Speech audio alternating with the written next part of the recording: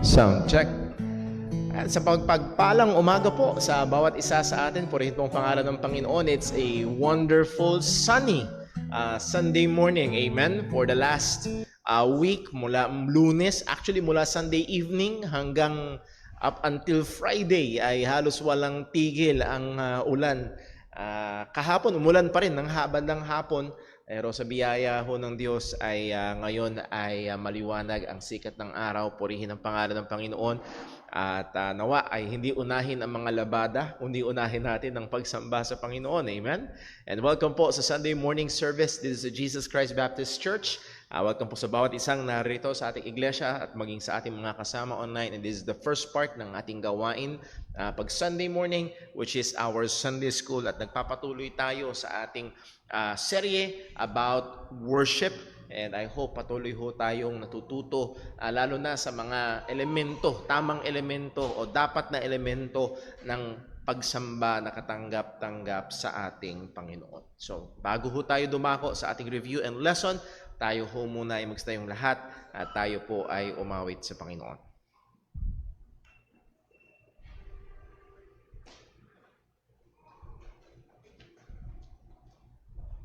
Magandang umaga po sa ating lahat. Tayo po ay umawit sa Panginoon. Awili po natin, The Bible Stands.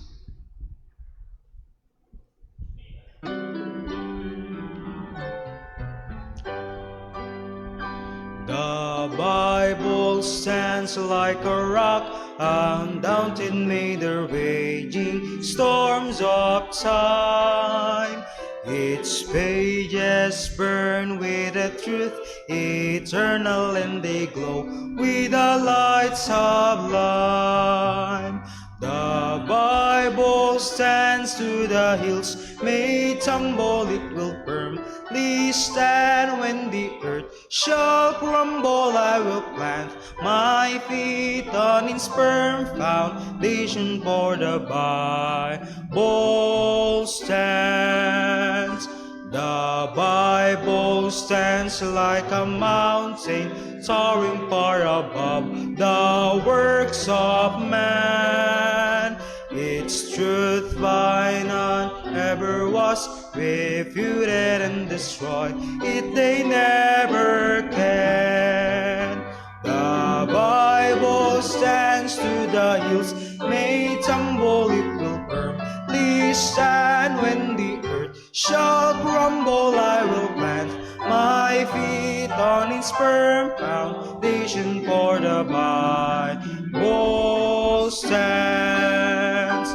The Bible stands, and it will forever when the world has passed away.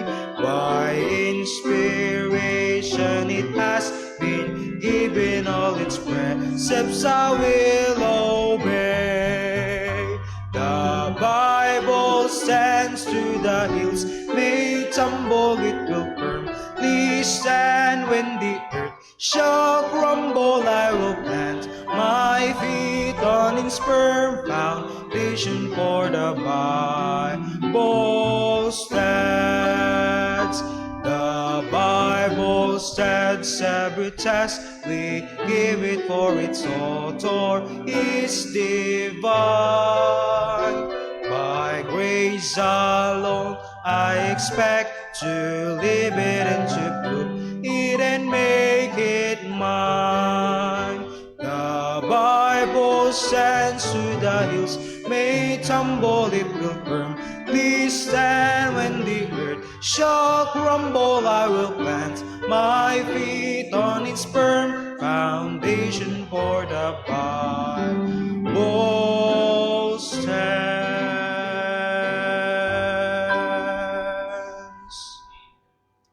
Hugsi po na po lahat. Amen. Purihin po ang pangalan ng Panginoon. And tayo ho ay, as we have studied a while back, sa atin hong mga awitin. Ito ho ay hindi lang basta awitin na gusto natin, kundi awitin na kasama ang ating pagpapahayag ng ating pananampalataya. And with that song, we do believe in the authority of the Scripture. Amen? Na may otoridad ang salita ng Diyos. sapagkat ito ay salita ho ng Panginoon. Kaya napakahalaga ng doktrina ng inspiration. That the Bible is indeed the product of God. Hindi siya hiningahan kung hindi inihinga ng ating Panginoon. So dumako ho tayo sa ating nabangga. Okay. Sa ating lesson, pagpapatuloy sa atin hong pag-aaral about worship, and nawa ho tayo patuloy na natututo, na itatama sa mga ilang pananaw, mga nakaugalian o tradisyon na atin hong kinagisnan about sa atin hong mga gawain ng pagsamba. And I hope na awat tayo nito sa kaisipan o kasanayan na ang pagsamba ay just to go with the flow of the program. Na you just spend some time in the church, go with the program of the worship service, and that's it. Nag-worship tayo at alam ho natin na ito ho ay hindi lalapat sa salita ho ng Panginoon. So tayo magpapatuloy sa ating pag-aaral. Bago ho tayo pumalaot, tayo ho muna ay manalangin. Let us pray. O aming amang Diyos, dakila, banal, maluwalhati, tunay, karapat dapat ka lamang sambahin. Salamat sa iyong salita na iyong pinagkaloob sa amin, na basihan ng aming pananampalataya. At gayon din, Panginoon, salamat sapagkat sa pamagitan nito ay pinakilala mo sa amin ang aming Panginoong Hesukristo, na siyang tagapagligtas naming mga makasalanan. And Lord, salamat din po sapagkat sa ngayon sa salita mo ay pinakilala sa amin na ikaw ang may hawak ng lahat ng bagay, maging ng mga bagay sa kalikasan. And thank you, O Lord, sa pag-iingat mo sa amin sa nakalipas na bagyo. Salamat, O Diyos, sa pagsustento mo, maging sa aming mga kababayan na nasalanta nito. Tulungan mo kami, Panginoon, na magpahinga sa katotohanan na maging ang mga tinitignan na ito bilang mga natural disasters, Lord. Salamat sapagkat alam namin na ito'y hawak mo. And Lord, salamat sa magandang sikat ng araw ngayong umaga. Salamat sa buhay, sa kalakasan. At yun din, Panginoon, salamat sapagkat alam namin kahit na ang mga pangit, mahihirap at madidilim na sandali ng aming mga buhay ay nanggagaling pa rin sa iyong kamay na soberano at nagmamahal sa amin, at ikaw ay gumagawa sa ikabubuti ng iyong mga mananampalataya. At sa aming pag-aaral ngayon, O Diyos, ikaw po namang patuloy ng gumabay, magbigay ng liwanag. Bigyan mo kami, Panginoon, ng pangunawa at anumang mga alahanin, mga umaagaw ng aming atensyon. Tulungan mo kami na ito ay isang tabi, or ito, Panginoon, ay maging instrumento upang lalo kaming itulak palapit sa iyo. At gamitin mo ang mga katotohanan na aming pag-aaralan ngayon upang kami ay patuloy na lumago bilang mga individual na Kristiyano, and also, Lord, as a church, Panginoon, ay mas maiayos, mas magkaroon kami ng tamang, hindi lamang sa programa, kundi lalo na sa aming mga puso't isipan pagdating sa aming pagsamba sa iyo. Patawad po sa aming mga kasalanan, O Diyos, wala kaming naitatago. Ultimong laman ng aming puso, bawat lumalabas sa aming bibig, ahayag sa iyong harapan. Patawad sa anumang mga bagay na hindi ayon sa iyong kabanalan. Lahat ng ito, Panginoon, ay aming hinihiling sa ngalan ng aming Panginoong Hesukristo. Amen. Well, tayo ho ay dumako sa atin hong ilang mga reviews. Again, nandun tayo sa ating pag-aaral about the regulative principle of worship. At with the very term, ang nagre-regulate ng ating worship ay ang salita ng Panginoon. Hindi ang kultura, hindi ang preference ng nasa leadership o ng congregation, kung hindi ang salita ng Diyos. And when we look at the Word of God, particularly giving priority to the New Testament, ang mga elemento ng pagsamba sa Bagong Tipan ay una ay ang ministeryo ng salita ng Diyos, primarily the reading and the preaching. And when we say the preaching, nandiyan na rin yung teaching ng salita ho ng Panginoon. And then pinag-aralan natin for a bulk of time ang singing pagdating sa pagsamba. At isa sa mga katotohanan na atin hong binigyan diin, the primary reason for singing in the church worship service is not for people's entertainment, but for God's glory and the congregation's edification. Yun ang, kumbaga, magkasunod na punteriya ng pag-awit natin. And hopefully, when we hear the song leader tell us, magsitayo po tayong lahat upang umawit sa Panginoon, I hope in one way ay maalala natin itong dalawang goal na ito. It is a time for me to join in glorifying God. And it is an opportunity for me to join this ministry of edifying God's people. And napakaganda, well, may pinangungunahan ko yung sarili ko sa ibang thought. Again, when we sing as a congregation, we participate in a God-given mandate to minister to one another. Ito yung gusto ko sabihin kanina, nagpigil ako. Napakaganda at nawa magtiwala tayo sa sinabi ng salita ng Diyos. And yes, maaaring sarili ang tingin mo sa iyong sarili, Brother Paul, I'm a half-baked singer, hilaw, hindi ganun kahusay. But take heart that when you join in the congregation in singing ng mga katotohanan patungkol sa Panginoon. Ang sabi ng salita ng Diyos, we join in this ministry, this God-given mandate to minister one to another, to teach and to admonish one another. So, muli, and I hope that excites us na magbigay sa atin ng hindi lang dahil basta gusto ko yung tunog, gusto ko yung beat, gusto ko tong kanta na to, mas malapit to sa mga preferensya ko ng uri ng kanta. But let this be a motivation for us to really join the congregation, to really join in worshiping God, in singing, because it's a God-given mandate para sa atin to minister to one another. So let us be a good motivation. Elements again, dalawa na ating napag-aralan, faithful ministry of the word, singing psalms, hymns, and spiritual songs. And dito tayo, at Lord willing, matatapos natin ngayong umaga, prayer with thanksgiving. Well, the bulk of our time last Sunday ay binigyan natin ng punto ang prayer, pero hindi natin na-touch masyado ang thanksgiving at doon tayo magpupuntirya ngayong umaga. Ilan sa mga katotohanan na pag-aralan natin last Sunday, corporate prayer is an essential part of the corporate worship of God's people. If you remember from the Old Testament, ng mga Hudyo ng Lumang Tipan hanggang sa Bagong Tipan, ang pananalangin ay laging bahagi ng pagsamba sa Panginoon. And then hindi lamang yon, pagdating sa Bagong Tipan, the early church was a praying church. The early church was a praying church. So let this be an encouragement. Pag nagpe-pray tayo, isang magandang bagay na pwede nating alalahanin is we are doing something that even the early Christians 2,000 years ago were doing.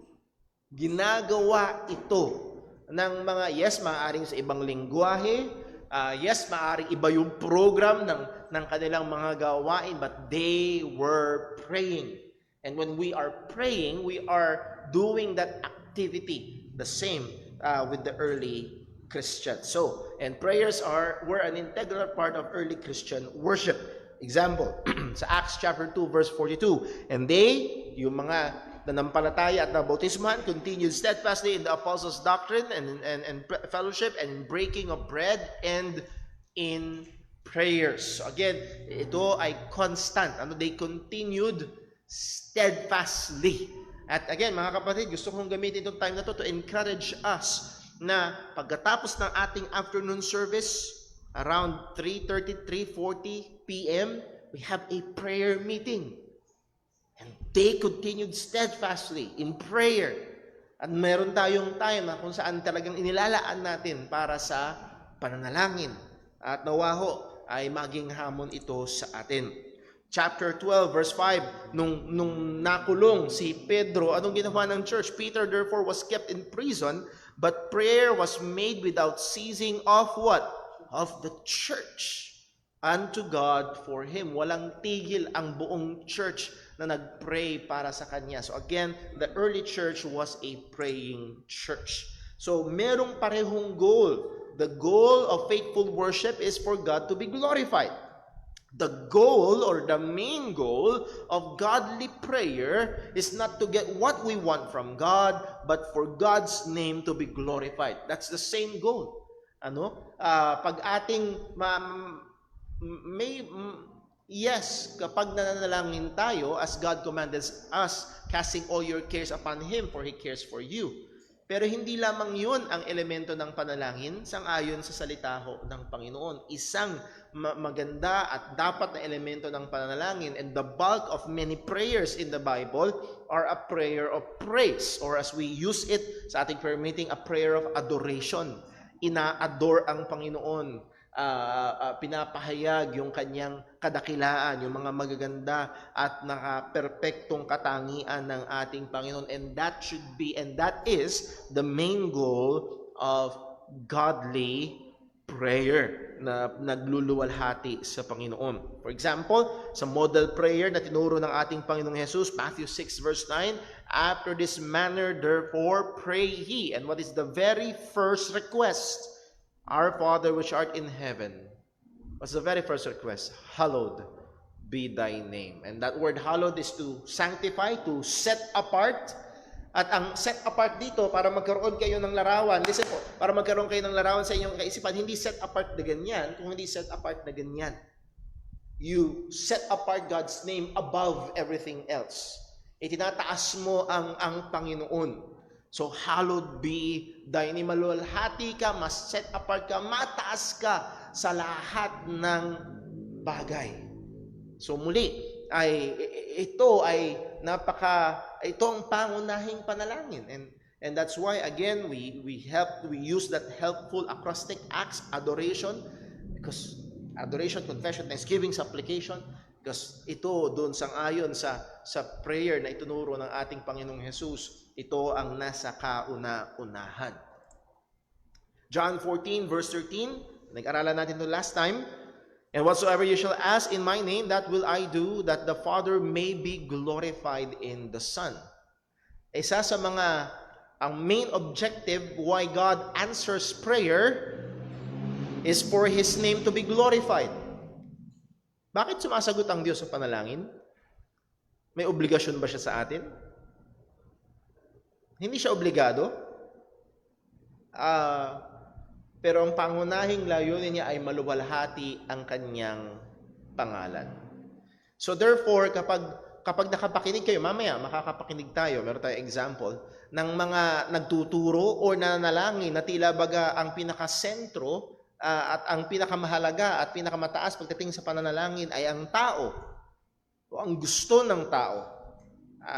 Red flag yon. There should be a warning siren sa ating mga kaisipan. O teka muna, mukhang merong problema. Okay? We see here that the primary commitment of God is the glorification of His name. That's the primary commitment. It's not the giving of whatsoever. Again, ang mga prosperity gospel preachers, ang mga name it and claim it people, ang binibigyan nila ng emphasis ay yung whatsoever. Kahit ano. Humingi ka ng private jet. Basta i-claim mo lang. No. Ang primary commitment ng Diyos ay sa kaluwalhatian ng kanyang pangalan. God's glory is and should be the aim of our prayers. Again, sa ating context ng pinag-aaralan, especially in the gathered worship of the church. So muli, wala hong lugar ang pananalangin para manalo ang Hinebra team. Para manalo si hindi na yata lumala. O sino man na paborito nating sports. No, we are here to worship God. So, uli, bantayan ho natin ang ating mga sarili pagdating sa bagay ho na ito. Sabi ni William Gurnall, prayer is a means to dispose. Now, yung word na dispose, ang ibig sabihin parang itapon mo, get rid of. Pero ang ibig sabihin ng word na dispose is to set or to incline the heart to praise. Ang pananalangin daw ay isang kaparaanan upang i-incline, ihilig, iset ang puso sa pagpuri sa Panginoon. Kaya napakahalaga na even before we come here to our church, sa ating home worship service, mag-pray tayo. Hingin natin sa Panginoon. And again, kung kagaya ko kayo, hindi tayo laging excited sa pagpunta sa church pag Sunday morning. Lalo na, ang daming pwede mangyari the night before, the morning of Sunday, early morning Sunday. Lalo na kung meron kang cute na malilikot na mga bata sa bahay. Binihisan mo na, tapos pag inom ng Milo, matatapon nila. Oh yes! Ang daming pwede mangyari. Nawa ay tulungan natin, hingin natin ang gabay ng Panginoon, ang biyaya ng Diyos, to set our hearts to praise. Ilan sa mga benefits ng prayer sa worship ay ito. Prayer brings us into God's presence. Hebrews 4 verse 16, ang sabi, let us therefore come boldly unto the throne of grace. So ang picture nito ay ang bulwagan ng trono ng hari. Again, if you watch movies, na kung saan nandun yung trono ng hari sa harap, sa nakataas, tapos may malaking bulwagan at lahat ng mga lumalapit ay yumuyukod sa harapan ng hari. And that's the picture. We come before God's throne of grace. We have an audience with the King. Maganda ito, walang pila. Napila ho kami mga kapatid sa PGH. Oh no! Tapos ginagastos sila ng ilang bilyon yung bagong Senate building. Pero yung PGH, hindi nila maparemodel. Pero ibang usapan yun. Nevertheless, ang punto, pila. Pila. And then maghihintay ka ng ilang oras bago matawag yung pangalan mo. Pagkatapos mo pumila ng matagal. Oh mga kapatid, when we come to God in prayer, walang pila. Walang sign sa pintuan, puno, hintay ka, 5 hours to wait. No, we can come immediately, boldly. Boldly. We can come boldly. May kumpiyansa, may tapang unto the throne of grace that we may obtain mercy and find grace to help in time of need. And take note of the first two words, let us. This is an invitation. Halikayo, gawin natin ito mga kapatid. Tayo bilang mga mananampalataya. Again, prayer brings us into God's presence in us. Yes, ang Diyos ay laging nariyan. Ang presensya ng Diyos ay laging nariyan. Pero itong paanyaya ng writer ng Hebrews sa atin to come before the throne of grace of God sa pamamagitan ng pananalangin. So if you could just imagine, if we as a church, again, corporate, may tumayo sa harapan, tumayo po tayong lahat at tayo manalangin sa Panginoon. It's as if may magic of teleportation and we are there in the throne room of God. Before God, nalangin sa Panginoon. So I hope, pag corporate prayer natin, hindi ka naiiwan dito. Sana sama-sama tayo na nasa harapan ng trono ng Panginoon at tunay, totoo na nananalangin sa Diyos. Number 2, prayer points our focus on God. Ang pananalangin ay nagbabaling ng ating mga paningin at nakafocus, nakatuon sa Panginoon. Nehemiah 1 verse 4, a good example of Nehemiah. And it came to pass when I heard these words that I sat down and wept, na nabalitaan ni Nehemiah yung devastation nangyari doon sa Israel o sa Jerusalem particularly, and mourned certain days and fasted and prayed before the God of heaven. But the thing sa verse 5 na nalangin si Jeremiah, paano? Again, devastated ang bayan. Wasak na wasak, hindi lamang yung bayan, kundi maging yung puso ni Nehemiah. Pero paano siya nagsimula ng panalangin? I beseech thee, O Lord God of heaven, the great and terrible God, that keepeth covenant and mercy for them that love Him and observe His commandments. Nakafocus. Ang unang focus ay ang Panginoon. Yes, lalapit sa Diyos para dalhin yung kabigatan na meron siya. Pero ang focus ay nasa Panginoon. Yun yung ganda ng Book of Psalms. Ano mang problema sa Book of Psalms ni Haring David o sino mang author ng Psalm, it always points to God. Ano? So muli ito ay napakaganda. Number 3, prayer as pagdating pa rin sa prayer as worship, prayer helps us to recognize our place. Pinapaalala sa atin ng pananalangin kung ano talaga ang ating lugar. Ano ba talaga tayo? Ang Panginoon, ang Diyos, ang ating Panginoon, He is our Lord, He is our Creator, He is our Savior. Therefore, we are His servants. Kung Siya ang Panginoon, tayo ang alipin. Kung Siya ang Creator, tayo ang creatures. Kung Siya ang Savior, tayo ay Kanyang tinubos. Tayo ay Kanyang pagmamay-ari. Again, pinapaalala sa atin yung